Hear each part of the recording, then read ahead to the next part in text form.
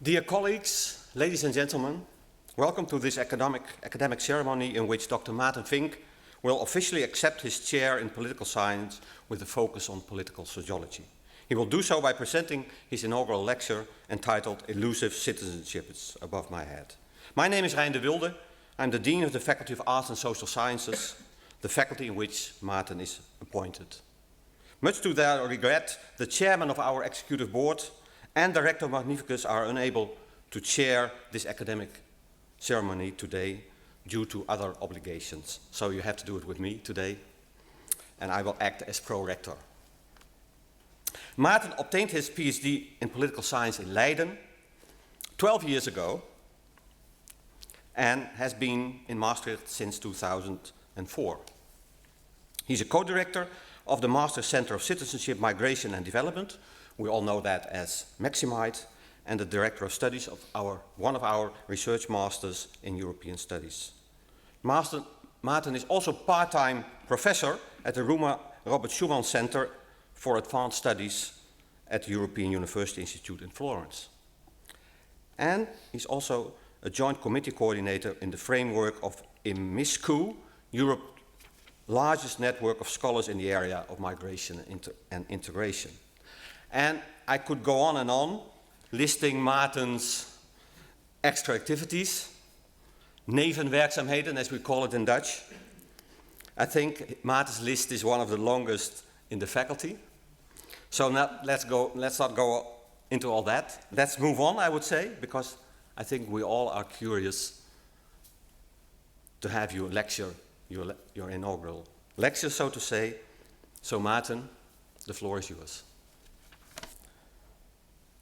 Meneer de Rector, ladies and gentlemen, today I would like to talk to you about the elusive nature of citizenship. And the argument which I will develop in my lecture is that citizenship eludes individuals, voters, and policymakers. With elusive, you might have wondered, I mean to say citizenship brings high but often unrealistic expectations. First, from individuals who are citizens or aspire to be one.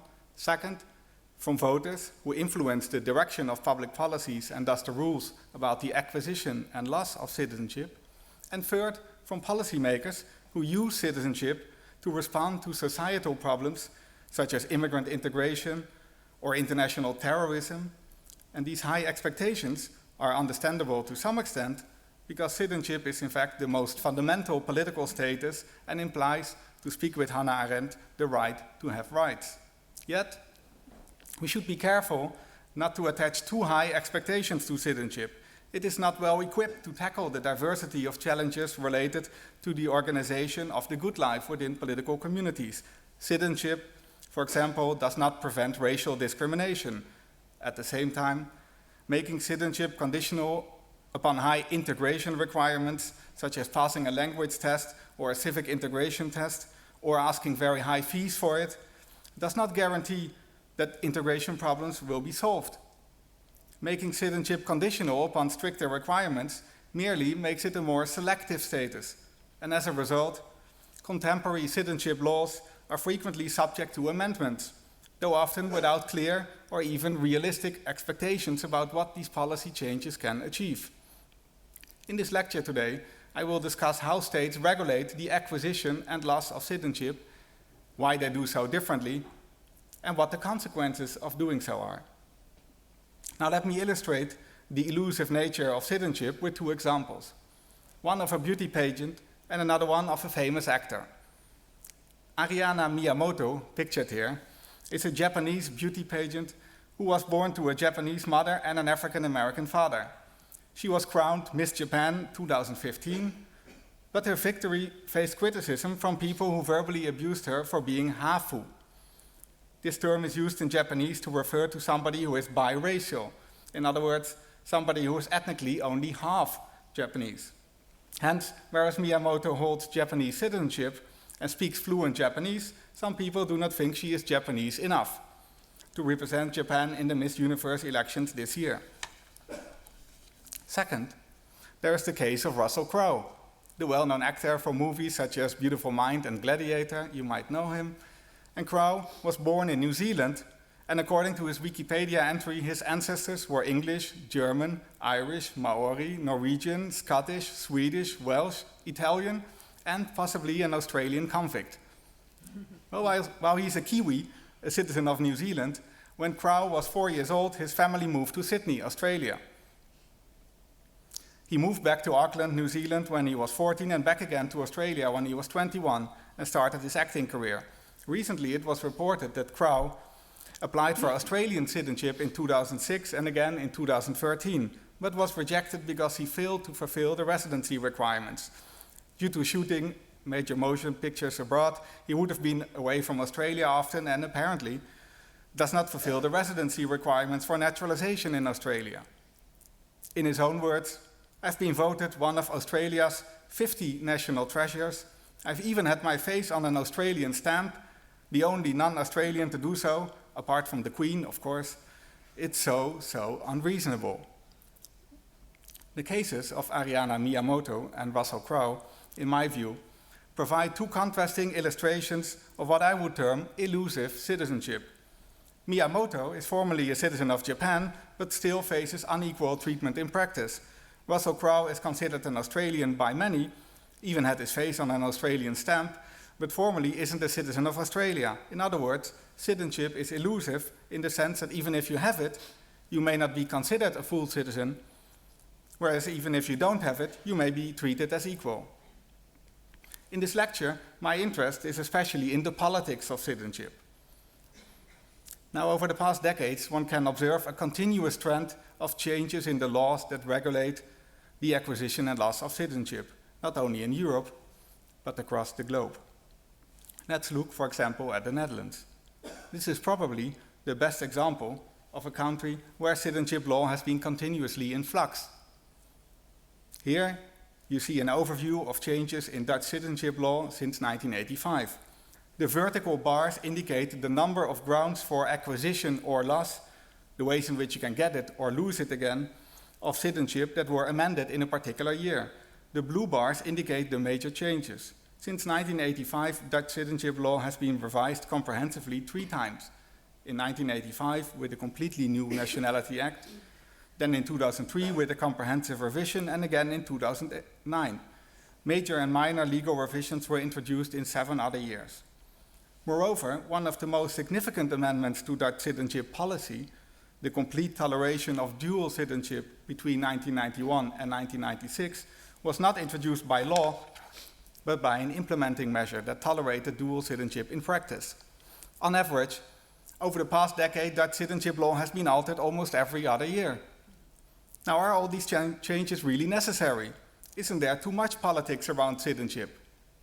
Of course, there may be good reasons to introduce changes to citizenship law. Think of the need to remove discriminatory provisions that bias citizenship law in the Netherlands in favor of men until recently. The consequences of this unequal treatment of women were still repaired by amendments to the law as recent as 2010. Other amendments have followed from trends in the modernization of family law, for example with regard to same-sex partnerships. Now, what has happened in the Netherlands, but also more widely, is what I would term the instrumentalization of citizenship law. Citizenship is viewed as a means, an instrument, to solve perceived societal problems since the 1990s, especially related to immigrant integration and lately also to national security. However, citizenship is not a panacea, a wonder solution for all our problems. Instrumentalizing citizenship for policy goals that it is not suitable to address is a self-defeating strategy. Using citizenship as an integration tool is destined to lead to selective incorporation at best, and thus to undermine the very objective it aims to achieve. And this is what I would call the paradox of elusive citizenship. The more we expect from citizenship, the more hopes we put into it, the less it brings us, the more out of reach it gets. Now, what is citizenship actually? And what does it get you? Citizenship, or nationality, as it is often termed in international law, in the first place is a legal status that indicates the relation between an individual and a state. Hence, it is an instrument of classification. It is a status that divides persons into 2 groups, citizens and foreigners. In this sense, citizenship is in itself an empty categorizing concept, speaking with my colleague René de Groot, which only acquires substance within a specific political context. Having citizenship entails legal rights, such as the right to enter your country, to live and work there without restriction, to vote, to hold political office, among others, as well as duties, such as the obligation to serve in the military. Now, some of you may think of citizenship as a passport. However, keep in mind that a passport is primarily a travel document and in itself does not grant any of the rights attached to citizenship. First of all, your passport may have expired, but luckily, this does not mean that your citizenship has. Second, passports are sometimes handed out to persons who actually are not citizens of a state. For example, after the First World War, the so-called Nansen passports, which are pictured here, were issued to refugees from the Russian Civil War who had become stateless after Lenin had revoked citizenship for Russian expatriates in 1921. A third reason for why having a passport should not be equal to having citizenship is that some countries differentiate between various types of citizenship statuses. For example, in Latvia, around 260,000 residents, largely Russophones, who arrived in Latvia during the Soviet era between 1940 and 1991, hold the status of non-citizen. Now, these non-citizens, according to Latvian law, are not stateless because they hold the right to reside in Latvia, and they are also issued with Latvian passports. However, compared with Latvian citizens, their rights are curtailed. They cannot vote and they cannot hold certain positions in government. These non-citizens are not stateless, but they are not full citizens either. Now, what are the rights and duties attached to citizenship vary strongly per country. For example, in many countries there are restrictions on the exercise of voting rights for citizens residing abroad. Hence, if you are a Dutch citizen who resides in Portugal, for example, you are allowed to vote in the Tweede Kamer elections, the national parliament in the Netherlands. But if you are a citizen of Denmark, you only have the right to vote in national elections if you actually reside in Denmark. Remarkably, even for the elections of the European Parliament, for which all EU citizens have the right to vote, if you are residing outside your own country, it matters which EU member state you are a citizen of. If you are Dutch, you are fine. But if you reside in Portugal, if you reside in Portugal, you can vote for either Dutch or the Portuguese representatives to the European Parliament. Not for both, of course. But if you are Danish and living in Portugal, your rights are restricted. You can only vote for Portuguese representatives. Whereas European citizens have the same rights, in practice your rights will differ based on which member state you are a citizen of. These are only two examples of how the substance of citizenship, that is, the rights attached to it, differs between jurisdictions. All men are created equal, to quote the US Declaration of Independence, but no citizenship is the same.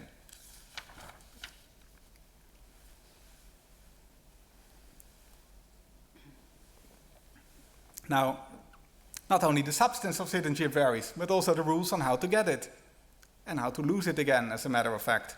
This variation makes citizenship highly elusive. A person who would be considered a citizen in one state, under similar circumstances, may not be a citizen in another state. Now, whereas most persons are a citizen of one state only, many are citizens of multiple states, and more problematic, some are a citizen of none. These two traditionally undesirable phenomena, dual citizenship and statelessness, are largely unavoidable anomalies to the international system. This has to do with the premise of national autonomy in determining the rules that govern the acquisition and loss of citizenship, which makes it difficult or even impossible to coordinate rules between states. And as a result, some persons benefit from over-inclusive rules, or on the other hand, others suffer from under-inclusive rules. Now, as the episode of Russell Crowe illustrates, it's mainly international migration that complicates the regulation of citizenship. Crowe has been denied Australian citizenship on the basis of what he sees as unreasonable grounds, but what are reasonable grounds for the acquisition of citizenship, of course, is open to debate. Traditionally, states have two options to deal with the consequences of migration. They can privilege territorial inclusion and attribute citizenship at birth via jus soli, the law of the soil, to all persons born at the territory of a state, or they can privilege ethnocultural inclusion and attribute citizenship at birth via jus sanguinis, the law of the blood, to descendants of citizens. these different principles are sometimes seen as representing civic or ethnic approaches to citizenship. However, in a paper from 2013 co-authored with Rainer Baubock, we demonstrate that it would be misleading to conceptualize the variation in citizenship laws along a single civic versus ethnic dimension. In our paper, we analyzed the citizenship laws of 36 European states on the basis of data collected by the Judo Citizenship Observatory. In this graph, which is pictured here, we mapped the results of our statistical analysis of how these 36 countries, on the basis of 12 symbolically important functional components of citizenship laws, differ. While an important territorial dimension characterizes citizenship regimes on the basis of provisions on territorial birthright and ordinary naturalization, see the horizontal axis, we show that legal variation cannot be reduced to that single dimension. For a comprehensive analysis of citizenship regimes, indicators of ethnocultural inclusion, the vertical dimension, such as jus sanguinis and cultural affinity, criteria for naturalization should also be taken into account. Hence, the citizenship regime of Bulgaria, which is here in the upper left quadrant, is characterized by strong ethnocultural yet weak territorial inclusion. Belgium, in the bottom right, is characterized by strong territorial inclusion yet relatively weak ethnocultural inclusion.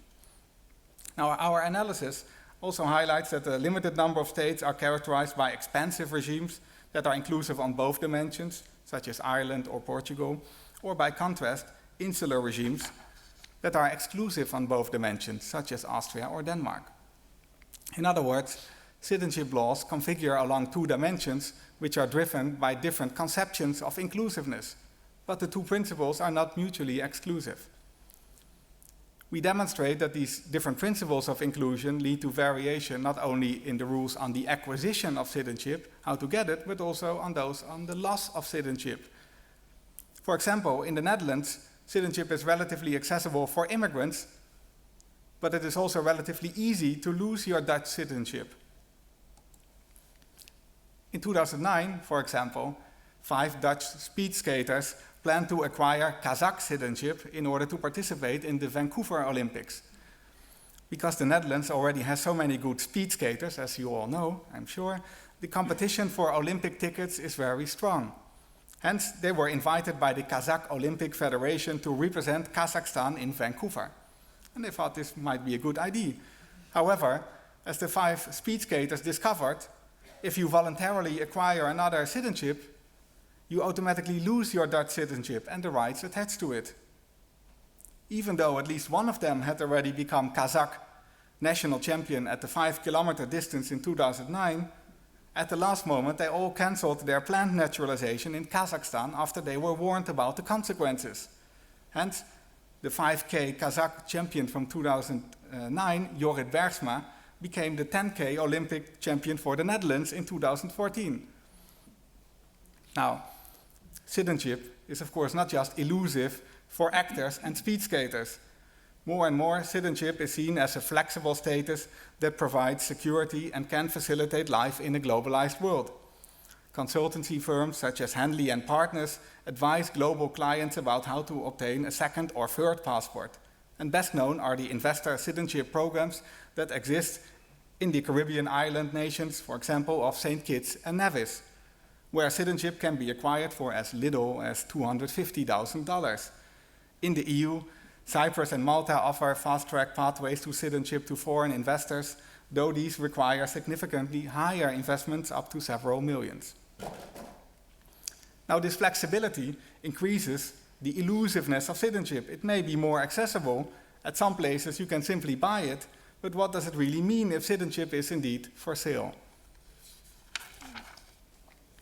As a result of migration, gender equality, and more flexible attitudes to dual citizenship, increasingly more people find themselves in a de facto complex citizenship situation.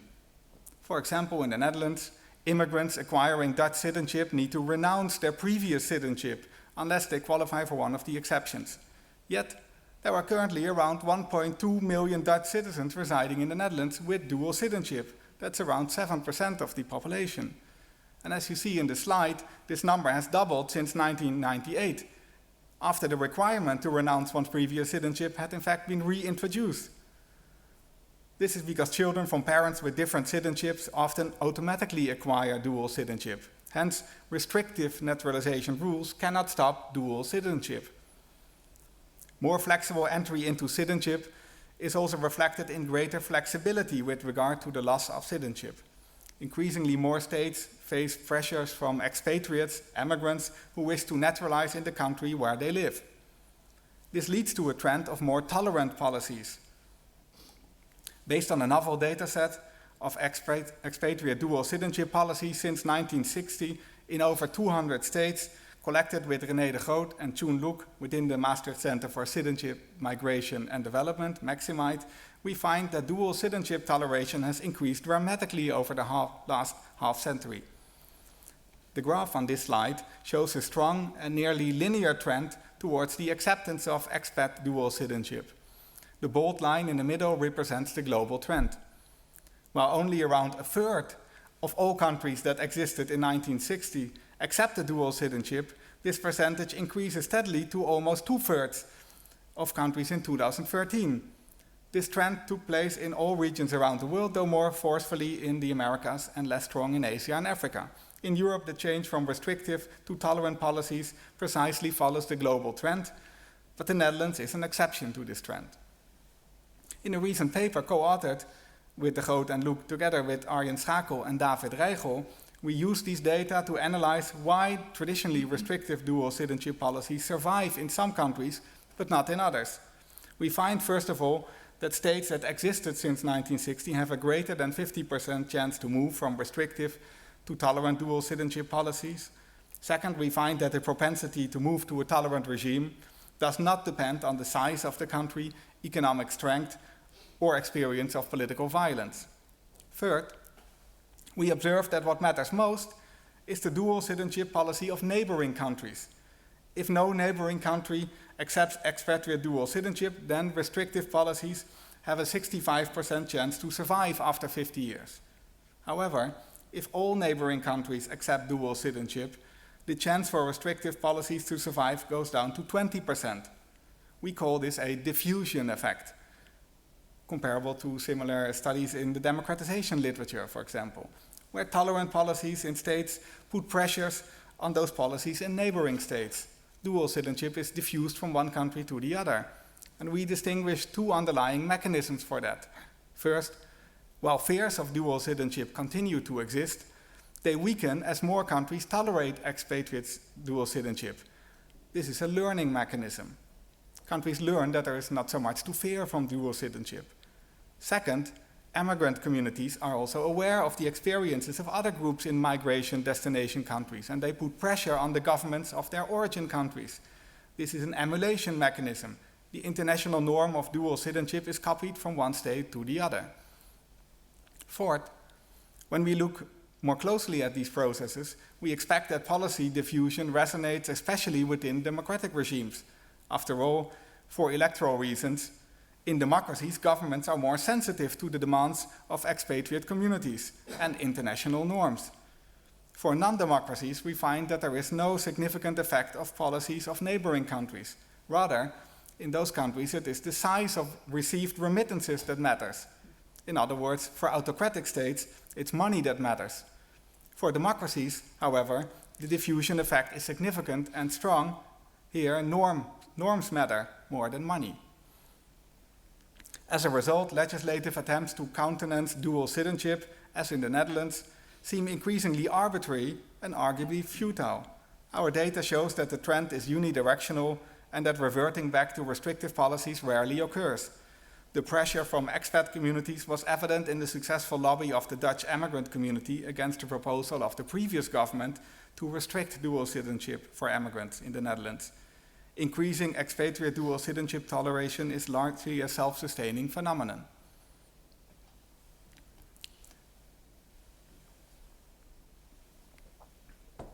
Now, if dual citizenship is tolerated for expats, then why not for immigrants?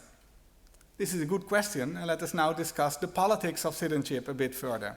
After all, if citizenship wasn't a highly politicized issue, we would not see such a high degree of volatility in the regulation of it. The Dutch case again provides a good example.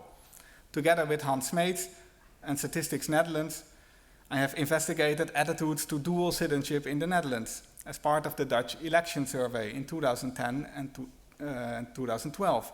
We asked respondents whether they thought that immigrants who naturalized in the Netherlands should be required to renounce their previous citizenship. And as you see in the slide, look at the blue bars. In 2012, 49% of respondents agreed with this renunciation requirement.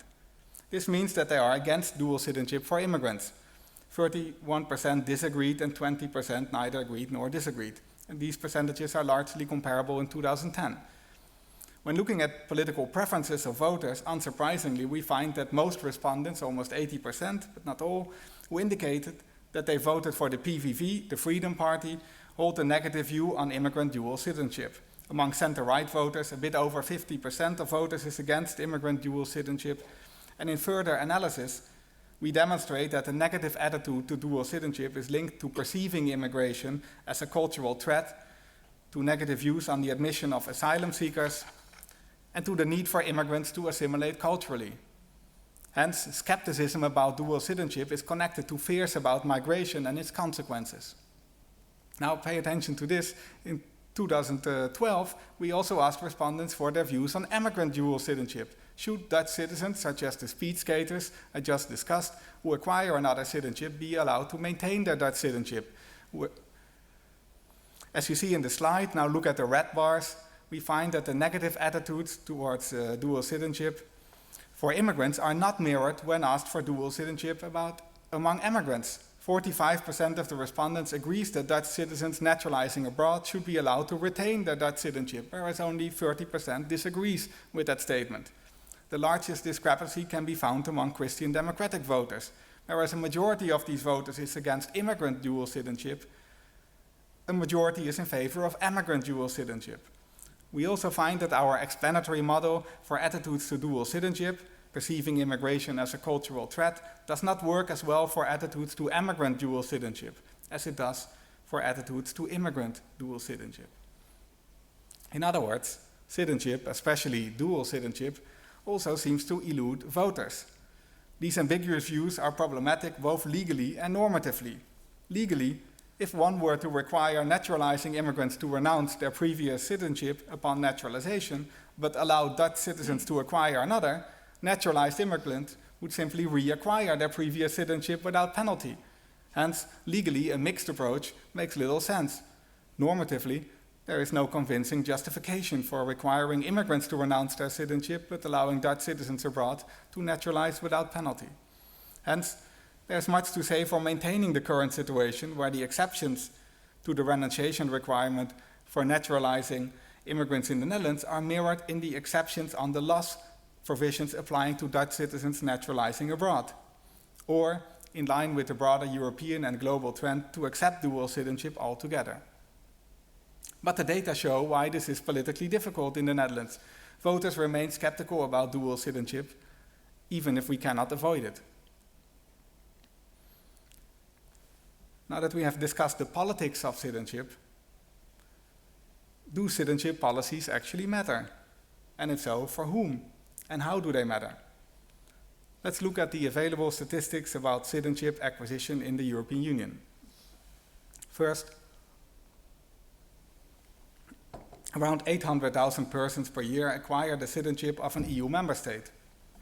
These are mostly people who did not get the citizenship of that country when they were born, but acquired this later in life. Second, while a bit under 1 million of naturalizations per year may seem a lot to you, remember that there are around 500 million people currently living in one of the EU's 28 member states. Of these, there are around 20 million foreign residents, that's about 4%. And in this slide, you see that the average naturalization rate in the EU in 2012, which is calculated as the percentage of foreign residents that acquires the citizenship of a state, is a bit over 2%. That's actually not so much. Though this varies greatly between Hungary, with almost 13%, and Slovakia, less than 0.5%. These two percentages, by the way, are also related to each other. Third, looking only at a single year, obscures the trends in these acquisition rates, which vary greatly over time.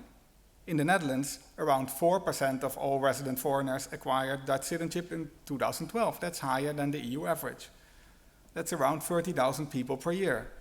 Now, this may seem like a high number to you, but keep in mind that in 1996 there were still 80,000 foreigners who acquired Dutch citizenship, and since then this number has steadily decreased. The graph visualizes this trend. Now, for anyone with a bit of knowledge about Dutch citizenship law, it will be self-evident that this trend relates closely to changing requirements for naturalization. First, the strong increase in the number of naturalizations in the 1990s, in the middle of the graph, can be directly related to the abolishment of the requirement to renounce one's previous citizenship, temporarily between 91 and 96. Second, the low number of naturalizations since 2003 can be directly related to the introduction of the naturalization exam in 2003 and, in fact, the increased fees over the past decade. However, deriving effects of policies on naturalization rates is not so straightforward. You cannot just read it from a graph like this. Aggregate statistics on citizenship as provided by Eurostat or the national statistical offices provide a useful overview of the main trends, but they are not easily comparable between countries. Naturalization rates, after all, vary not only because of citizenship policies, but also because of factors related to the country of origin and the individual life situation of the immigrants who live in a country. For example, as you see in the slide above me, immigrants from more developed countries, from countries with a higher Human Development Index, or HDI, which is pictured on the horizontal axis, have a much lower probability to naturalize than those from least developed countries. This graph is based on an analysis of data from 15 European countries in a paper I did with Diana Prokic and Jaap Dronkers. Whereas most immigrants from the least developed countries tend to naturalize, as you see in the upper left corner of the graph, only 20% of those from the most developed countries naturalize. And from other research, we know that also the political stability and the dual citizenship regulations of an origin country matter. In other words, when analyzing immigrant naturalization rates, it is important to have information on the demographic composition of the immigrant population of a country. In the 2013 paper with Prokic and Dronkers, we control statistically for these differences in the demographic composition of migrant populations and for the relative accessibility of citizenship. For that, we used an indicator produced by the Migrant Integration Policy Index, or MIPEX. The 2015 version of MIPEX is just being launched this month. We found that indeed citizenship policies do matter. However, they matter most for the migrants who are most in need of it, namely those from the least developed countries. On average, whereas only 20% of immigrants in the most restrictive countries naturalize if they have lived there between 6 to 10 years, almost 60% of immigrants naturalize in those countries with the most accessible laws. That's quite a big difference. For immigrants from highly developed countries, however, policies do not matter. Their naturalization rates are much lower anyway, and citizenship acquisition is mostly a function of the length of residence in the destination country. Now, of course, as we already saw in the Netherlands, countries do not have stable, accessible, or restrictive policies. Policies change, and sometimes opening up citizenship, as Portugal did in 2006, sometimes restricting it, as the Netherlands did in 2003. In the literature, there is surprisingly little interest in the effects of these policy changes, even though this is the question with the greatest policy relevance. Often it is simply assumed that policy restrictions will lower naturalization rates, but actually we know little about the question for whom these restrictions matter most and how much. In research I currently do with Floris Peters and Hans Smeets, supported by Maximite, we analyzed population register data from Statistics Netherlands over the period since 1998. In this analysis, we look at foreign-born residents in the Netherlands and include statistical controls for origin country and individual characteristics of immigrants. We find that the restriction of Dutch citizenship law in April 2003 had a significantly negative impact on immigrant naturalization rates, as we expected. Among immigrants who arrived in the Netherlands in 1995, 96, or 97, who could still naturalize before 2003, on average, 45% was naturalized after around 6 years.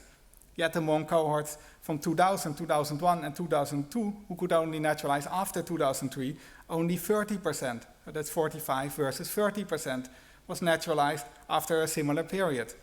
Even after 10 years of residence in the Netherlands, there is still a significant difference in naturalization rates of 55% versus 40%. These differences are even greater if you look at those groups who are most in need of citizenship, again, such as immigrants from less developed countries. In the graph which you see here, you see the so-called survival curves, which represent the probability that the foreign status of immigrants does not survive, that they do not naturalize. In other words, the chance that the status of foreigner survives. We compare immigrants from cohorts that could still naturalize under the pre-2003 legislation on the left, and those who could do so only under the stricter 2003 law on the right. As you see, the blue line is for immigrants from highly developed countries, is virtually the same between cohorts that fall under the pre- and the post-2003 legislation. However, for immigrants from less developed countries, the red lines, the difference is significant. The red line on the left decreases much more steeply than the red line on the right. This means that immigrants from cohorts that fall under the stricter 2003 legislation naturalize later and less often. In other words, we see that policy does matter, especially for those immigrants who are most interested in naturalizing. And it is not just that under the 2003 law, these immigrants postpone naturalization, they seem to be put off altogether. And if you argue that this was precisely what was intended by the legislator, I would disagree. In fact, the 2003 changes in the Netherlands, including the naturalization exam, were motivated by a political agenda of failed integration policies. Hence, the changes were aimed at improving immigrant integration. Yet the result of these changes, as the analysis shows, was only a more selective access to citizenship.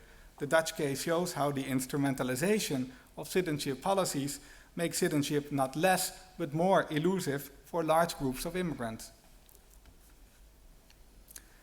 Now, one last issue I'd like to discuss with you is whether it matters how fast immigrants naturalize. This question is relevant in light of the proposal by the current government in the Netherlands to increase the residence requirement for ordinary naturalization from 5 to 7 years. The assumption is that immigrants who naturalize later will be better integrated at the moment of naturalization. They have been living longer in the Netherlands. Hence, naturalizing later is better. But is that really so? Bevelander and de Voorwich have recently argued that a fast track to citizenship can maximize the potential for settlement success, although too short a waiting period before naturalization can diminish its potential. Their reasoning is that citizenship acquisition by immigrants can have a premium on the labor market. There is a lot of research on that. Does naturalization pay off in better employability of immigrants, a higher income? Because it sends a positive signal to employers about the long-term settlement of immigrants in the country. After a very short period, for example 2 or 3 years, they argue that the accumulated country-specific human capital, such as education, knowledge of the labor market, or language, is still minimal. Hence, with a very short residence requirement, the citizenship ascension rates, the naturalization rates, are high, as you see in the green line, and many immigrants may naturalize, but the labor market payoff of doing so will be minimal, as you see in the red line. This is an economic model, of course. However, if the waiting period for citizenship becomes too long, on the other hand, the citizenship premium inevitably declines. Naturalized immigrants have fewer years to profit from a positive signal vis-à-vis employers if they naturalize after a very long waiting time. Hence, there will be less incentives for immigrants to accumulate the necessary human capital while waiting for citizenship. Naturalizing after 10 or 15 or 20 years simply doesn't pay off as much as it does if you naturalize earlier, after 5 years. Now, with Prokic and Dronkers, I did some preliminary analysis on the question of whether the speed of naturalization matters. We used data from the European Labour Force Survey from 2008 and analyzed the relation between the speed of naturalization and the probability of having paid employment among immigrants. We control for individual and country of origin characteristics. While the picture is mixed of our analysis, we find that in Belgium, the Netherlands, and Germany, there is indeed a negative correlation between years of residence until naturalization, the speed of naturalization on the one hand, and the probability of having paid employment on the other hand. This suggests that immigrants who naturalize later perform less well on the labor market. Hence, we do not find support for the argument that it is better for immigrants to naturalize after a longer residence period, at least not in the Netherlands. If anything, the data suggests the opposite. The faster an immigrant naturalizes, the higher the citizenship premium on the labor market. Now, from this perspective, there are good reasons to caution against the government proposal that is currently under discussion in the Netherlands. As Bevelander and de Voorweg argue, a longer pathway essentially leads to lower naturalization rates, and it reduces the possibility for immigrants to make use of the positive potential of citizenship. However, we should be careful when interpreting these preliminary findings. First, in 3 other countries, we found no relation, and in one country, the UK, we found the opposite relation. Hence, as is often the case in this type of research, results vary by country. This may be explained, for example, by the structure of the labor market between the UK and continental Europe, or by variation in citizenship policies.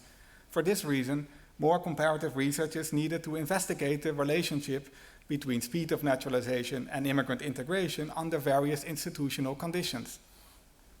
Second, in order to analyze whether naturalization makes a difference, one needs to draw on longitudinal data, rather than on cross-sectional survey data that we use in the exploratory analysis I just mentioned. Longitudinal data, where you can follow people over time, for example, those we employ in the Maximite research project with Floris Peters and Hans Smeets, based on Dutch register data, allow us to detect whether citizenship acquisition actually improves labor market outcomes, or whether, by contrast, better integrated immigrants are simply more likely to naturalize. These results we hope to share within the next couple of months. Moreover, further comparative research is required to compare such findings from the Netherlands with those from other countries, based on similar type of high-quality register data. This is something I plan to work on in the coming years, especially with colleagues from Scandinavian countries where similar type of register data are available as in the Netherlands. So there's more work still to do in this field.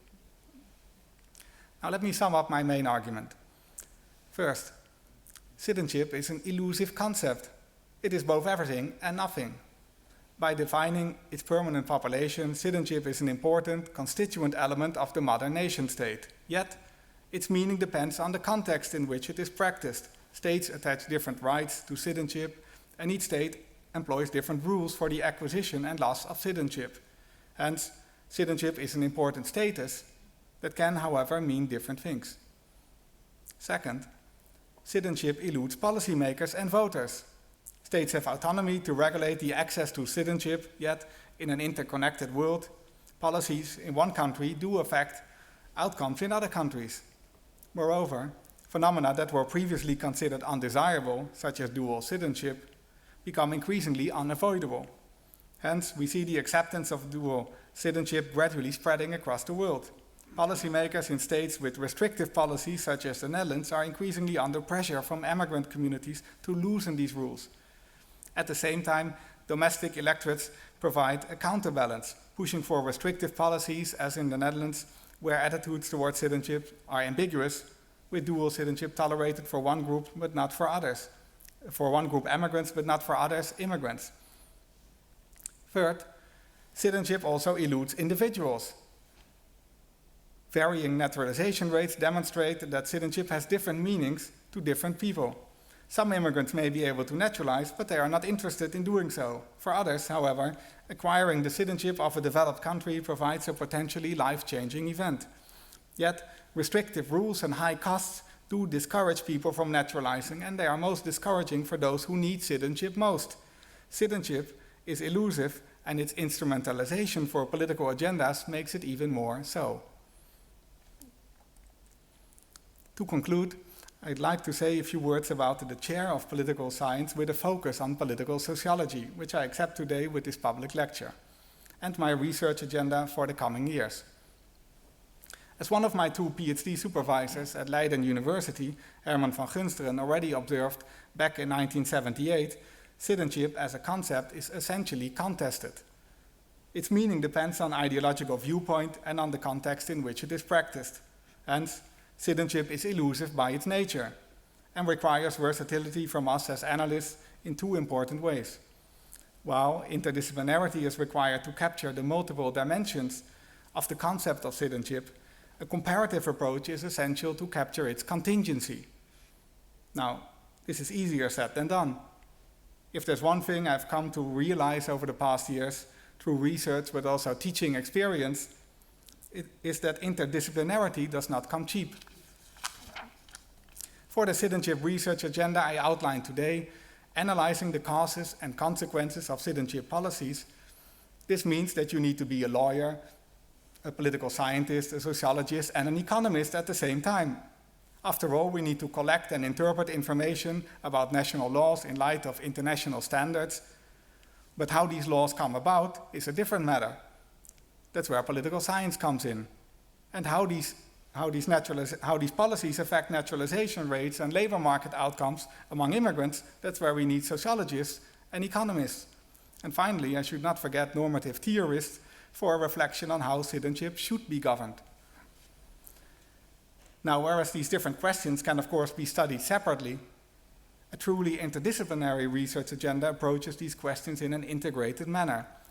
First of all, this is important because without valid data on citizenship, statistical analysis on developments in citizenship policies or even on the effects of policies on naturalization rates would be impossible. Second, an analysis of naturalization rates or integration outcomes also requires a systematic understanding of the institutional context. If there's one thing you can observe in the thriving literature on the question of whether citizenship matters for immigrant integration, it is that the results of these different studies often differ greatly. For some people, this is an argument that citizenship in the end doesn't really matter. But for me, this just means that there is an underlying contextual variation that we do not yet understand well. Hence, sociologists and economists benefit from collaboration with lawyers and political scientists.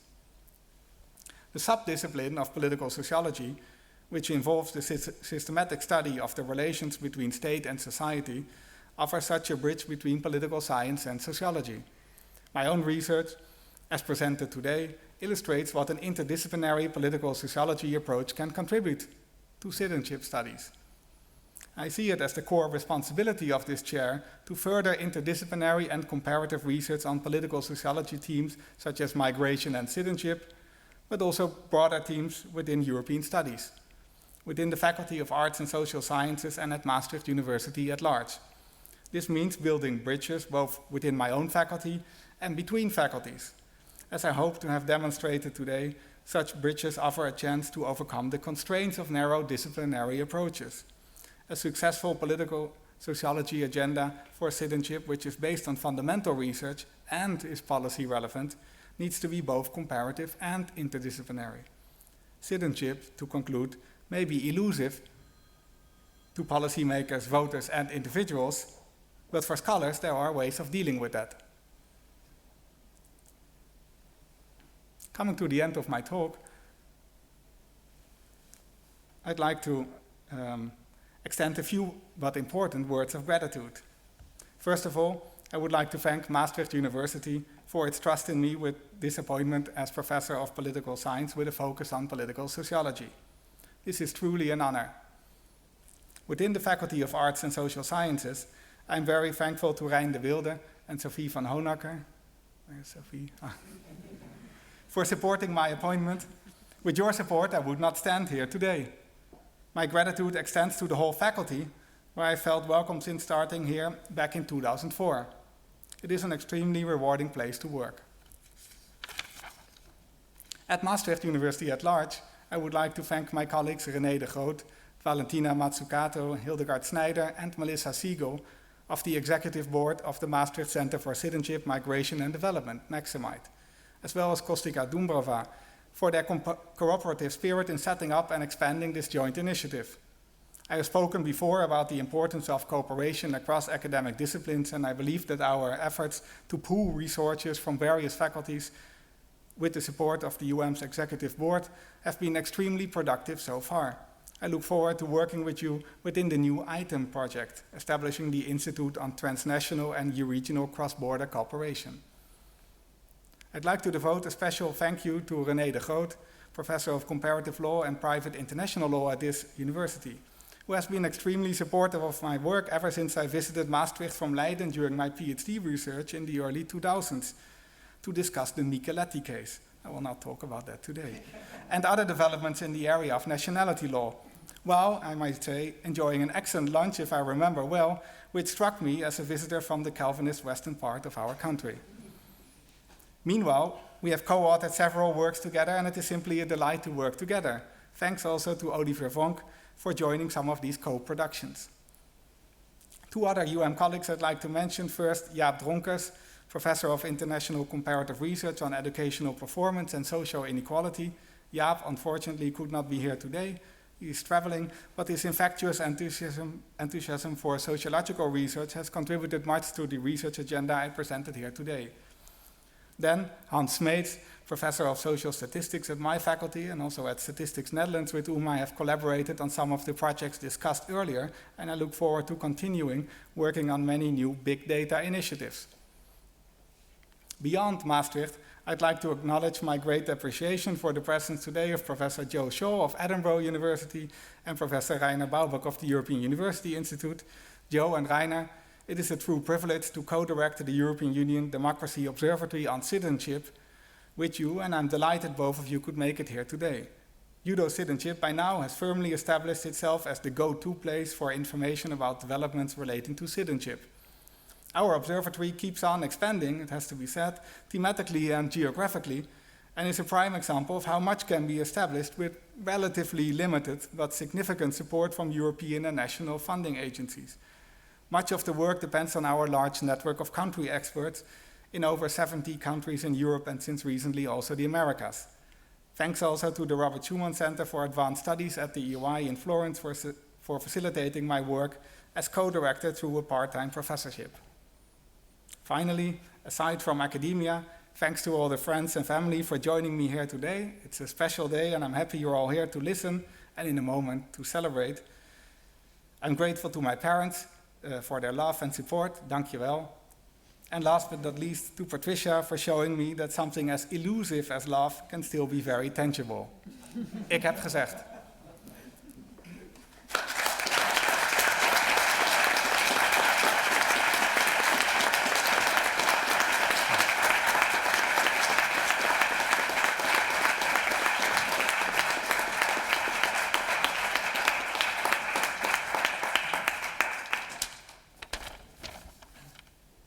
Dear Professor Vink, thank you very much for this inspiring lecture. I think indeed, we're living in a world which is increasingly mobile and also indeed in a world in which policies on citizenship are increasingly a political instrument. And in that kind of world, we need research and comprehensive research, ethnographic research, of course, in these kind of issues, but also statistical research. And I think you showed us that research can really lead to important insights. And maybe not just us, but also, our politicians, that they move somehow a little bit beyond opinion. So thanks a lot for that. And with this, I close this academic ceremony and invite you all to congratulate the new professor in the rafter. And if you don't know where that is, just follow the red ropes. Thank you.